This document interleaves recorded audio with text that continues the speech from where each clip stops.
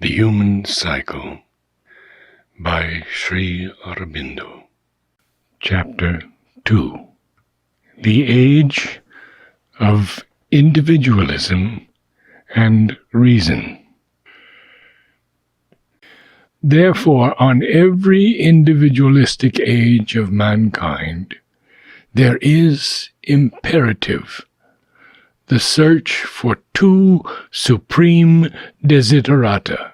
It must find a general standard of truth to which the individual judgment of all will be inwardly compelled to subscribe without physical constraint or imposition of irrational authority.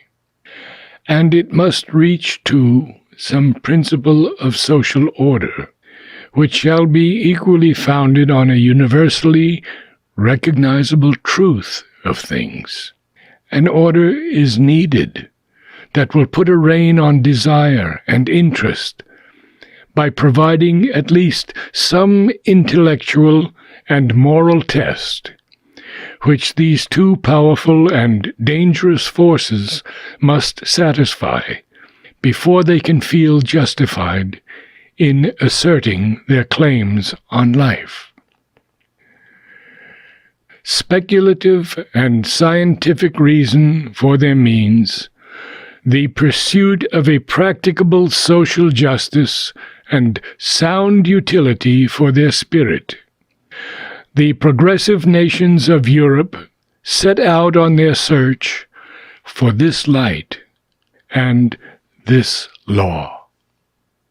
They found and held it with enthusiasm in the discoveries of physical science, the triumphant domination, the all-shattering and irresistible victory of science in the 19th century Europe is explained by the absolute perfection with which it at least seemed for a time to satisfy these great psychological wants of the Western mind. Science seemed to it to fulfill impeccably its search for the two supreme desiderata of an individualistic age. Here, at last, was a truth of things which depended on no doubtful scripture or fallible human authority, but which Mother Nature herself had written in her eternal book for all to read, who had patience to observe and intellectual honesty to judge. Here were laws, principles, fundamental facts of the world and of our being, which all could verify at once for themselves, and which must therefore satisfy and guide the free individual judgment, delivering it equally from alien compulsion and from erratic self-will. Here were laws and truths which justified and yet controlled the claims and desires of the individual human being. Here a science which provided a standard, a norm of knowledge, a rational basis for life, a clear outline and sovereign means for the progress and perfection of the individual and the race. The attempt to govern and organize human life by verifiable science, by a law, a truth of things, an order, and principles which all can observe and verify in their ground and fact, and to which therefore all may freely and must rationally subscribe, is the culminating movement of European civilization. It has been the fulfillment and triumph of the individualistic age of human society. It has seemed likely also to be its end, the cause of the death of individualism, and its putting away and burial among the monuments of the past. For this discovery by individual free thought of universal laws, of which the individual is almost a byproduct, and by which he must necessarily be governed, this attempt actually to govern the social life of humanity in conscious accordance with the mechanism of these laws seems to lead logically to the suppression of that very individual freedom which made the discovery and the attempt at all possible. In seeking the truth and law of his own being, the individual seems to have discovered a truth and law which is not of his own individual being at all, but of the collectivity, the pack, the hive, the mass. The result to which this points, and to which it still seems irresistibly to be driving us, is a new ordering of society by a rigid economic or governmental socialism in which the individual, deprived again of his freedom in his own interest and that of humanity, must have his whole life and action determined for him at every step and in every point from birth to old age by the well-ordered mechanism of the state. There is a footnote here.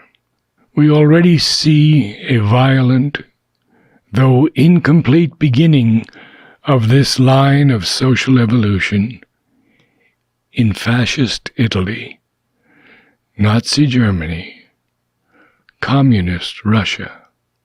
The trend is for more and more nations to accept this beginning of a new order, and the resistance of the old order is more passive than active.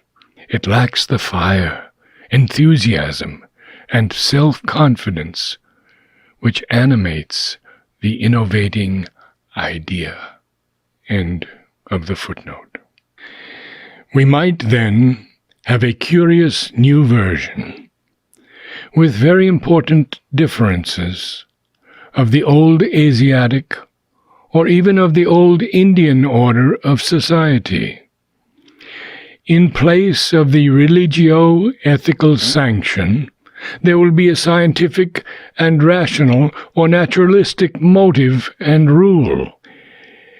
Instead of the Brahmin Shastrakara, the scientific, administrative, and economic expert. In the place of the king himself, observing the law and compelling, with the aid and consent of society, all to tread, without deviation, the line marked out for them, the line of the Dharma, there will stand the collectivist state, similarly guided and empowered. Instead of a hierarchical arrangement of classes, each with its powers, privileges, and duties, there will be established an initial equality of education and opportunity, ultimately perhaps with a subsequent determination of function by experts who shall know us better than ourselves and choose for us our work and quality. Marriage, generation, and the education of the child may be fixed by the scientific state, as of old by the Shastra.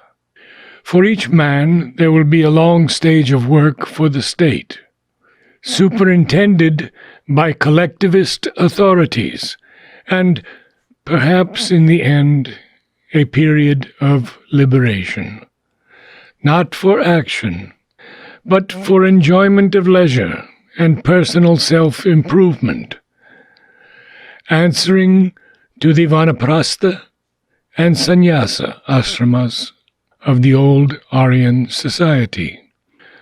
The rigidity of such a social state would greatly surpass that of its Asiatic forerunners.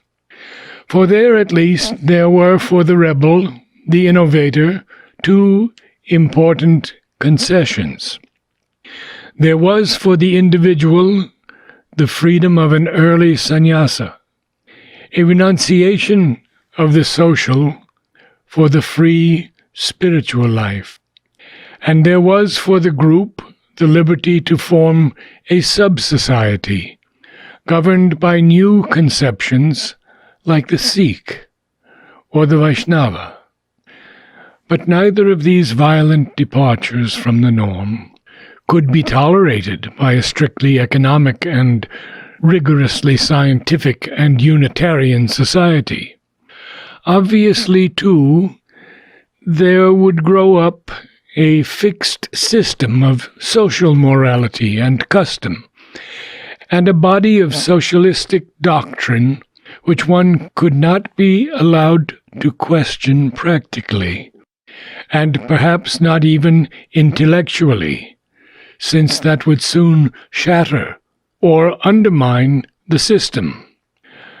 Thus, we should have a new typal order, based upon purely economic capacity and function, gunya karma, and rapidly petrifying by the inhibition of individual liberty into a system of rationalistic conventions.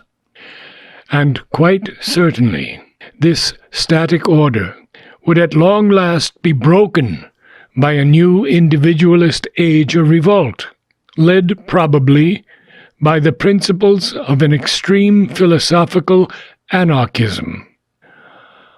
On the other hand, there are in operation forces which seem likely to frustrate or modify this development before it can reach its menaced consummation.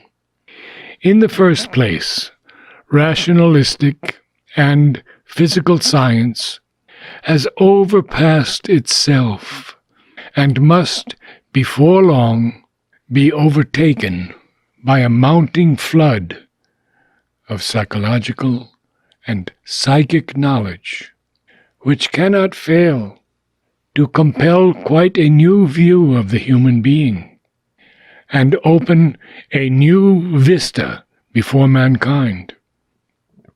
At the same time, the age of reason is visibly drawing to an end.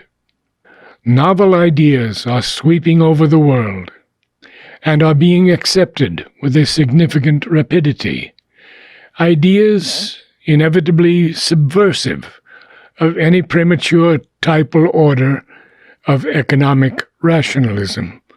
Dynamic ideas such as Nietzsche's will to live, Bergson's exaltation of intuition above intellect, or the latest German philosophical tendency to acknowledge a suprarational faculty and a suprarational order of truths. Already, another mental poise is beginning to settle, and conceptions are on the way to apply themselves in the field of practice, which promise to give the succession of the individualistic age of society not to a new typal order, but to a subjective age, which may well be a great and momentous passage to a very different goal. It may be doubted whether we are not already in the morning twilight of a new period of the human cycle. Secondly, the West, in its triumphant conquest of the world, has awakened the slumbering East, and has produced in its midst an increasing struggle between an imported Western individualism and the old conventional principle of society. The latter is here rapidly, there slowly breaking down. But something quite different from Western individualism may very well take its place. Some opine, indeed, that Asia will reproduce Europe's Age of Reason, with all its materialism and secularist individualism, while Europe itself is pushing onward to new forms and ideas. But this is, in the last degree, improbable. On the contrary, the signs are that the individualistic period in the East will be neither of long duration nor predominantly rationalistic and secularist in its character. If then the East, as the result of its awakening, follows its own bent and evolves a novel social tendency and culture that is bound to have an enormous effect on the direction of the world's civilization, we can measure its probable influence by the profound results of the first reflux of the ideas, even of the unawakened East, upon Europe. Whatever that effect may be, it will not be in favor of any reordering of society on the lines of the still current tendency towards a mechanical economism, which has not ceased to dominate mind and life in the Occident. The influence of the East is likely to be rather in the direction of subjectivism and practical spirituality. A greater opening of our physical existence to the realization of ideals other than the strong but limited aims suggested by the life and the body in their own gross nature. But most important of all, the individualistic age of Europe has, in its discovery of the individual, fixed among the idea forces of the future, two of a master potency which cannot be entirely eliminated by any temporary reaction. The first of these, now universally accepted, is the democratic conception of the right of all individuals as members of the society to the full life and the full development of which they are individually capable. It is no longer possible that we should accept as an ideal any arrangement by which certain classes of society should arrogate development and full social function to themselves, while assigning a bare and barren function of service alone to others. It is now fixed that social development and well-being mean the development and well-being of all the individuals in the society, and not merely a flourishing of the community in the mass, which resolves itself really into the splendor and power of one or two classes. This conception has been accepted in full by all progressive nations, and is the basis of the present socialistic tendency of the world. But in addition, there is this deeper truth which individualism has discovered, that the individual is not merely a social unit. His existence, his right and claim to live and grow are not founded solely on his social work and function. He is not merely a member of a human pack, hive, or anthill. He is something in himself, a soul, a being, who has to fulfill his own individual truth and law, as well as his natural or his assigned part in the truth and law of the collective existence. And there is a footnote here. This is no longer recognized by the new order, fascist or communistic. Here the individual is reduced to a cell or atom of the social body. "We have destroyed," proclaims a German exponent, "the false view that men are individual beings. There is no liberty of individuals. There is only liberty of nations or races." Back to the text.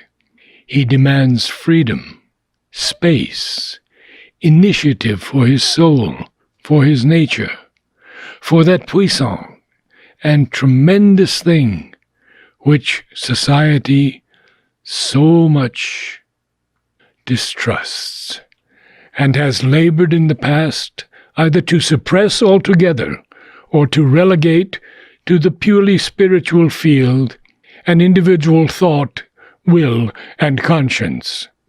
If he is to merge these eventually, it cannot be into the dominating thought, will, and conscience of others, but into something beyond, into which he and all must be both allowed and helped freely to grow.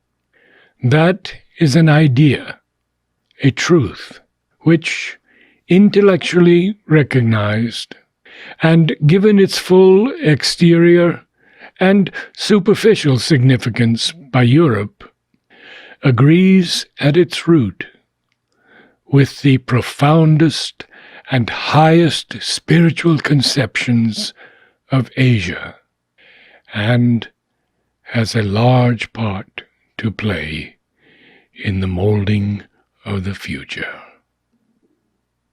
Namaste.